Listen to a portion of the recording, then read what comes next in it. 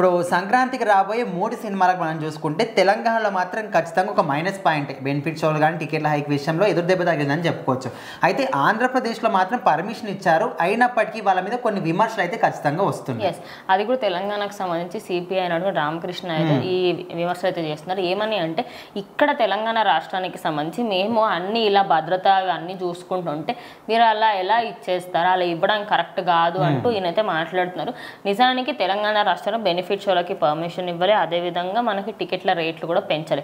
ఇప్పుడైతే పెంచినట్టుగా అంటున్నారు, బట్ అది కూడా ఇంకేం కాదు. సోషల్ మీడియాలో వార్తలు వస్తున్నాయి, అసలు ఇంకేమీ పెంచలే, ఉన్న రేట్తోనే సినిమా వెళ్ళాలి అంతే.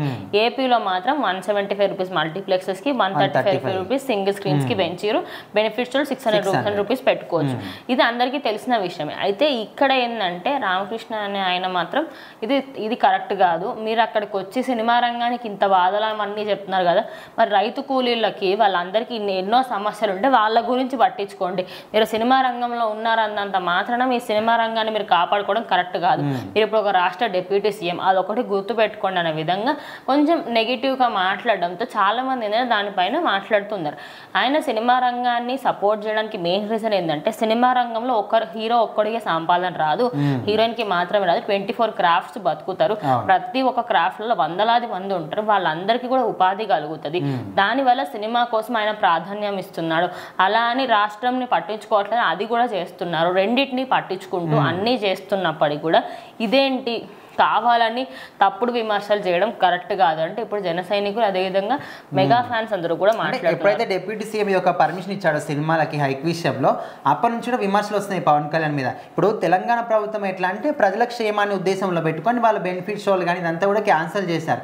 సో మీరు కూడా ఇంకా ఎల్లవేళ కూడా మాకు ప్రజల క్షేమమే ముఖ్యమని చెప్తుంటారు కదా, మరి మీరు ప్రజల క్షేమాన్ని ఎందుకు దృష్టిలో పెట్టుకోలేదు, మీరెందుకు పర్మిషన్ ఇచ్చారని చాలా మంది అన్నారు. పర్మిషన్ గురించి పక్కకు పెడితే తెలంగాణలో జరిగింది అన్నంత మాత్రం ఆంధ్రలో కూడా జరుగుతుందని లేదు కదా, అట్లని చెప్పి జరగదు అని గ్యారంటీ లేదు. కానీ ఇప్పుడు ఒక సినిమా రంగానికి సంబంధించి ప్రతి సినిమాకి మనం ఒక హైప్ ఇచ్చేసి ఇప్పుడు ఒక సినిమా వస్తుంది, 3 పెద్ద సినిమాలు వస్తున్నాయి, 2 సినిమాలకి హైక్ కావాలనే టైంలో అదేదో కక్ష సాధింపులాగా చేయడం కరెక్ట్ కాదు.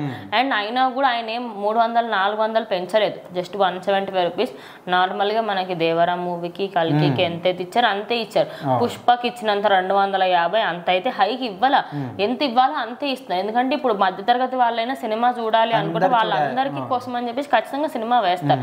ఇలాంటి సమయంలో తెలంగాణ రాష్ట్రం మొత్తం అటు ఏపీ గురించి తప్పు పట్టడం కరెక్ట్ కాదు. కానీ ఒక విధంగా అది కూడా పాయింట్, వాళ్ళు అన్నది ఇది కరెక్ట్, ఇటు వీళ్ళని కూడా తప్పు అనలేము.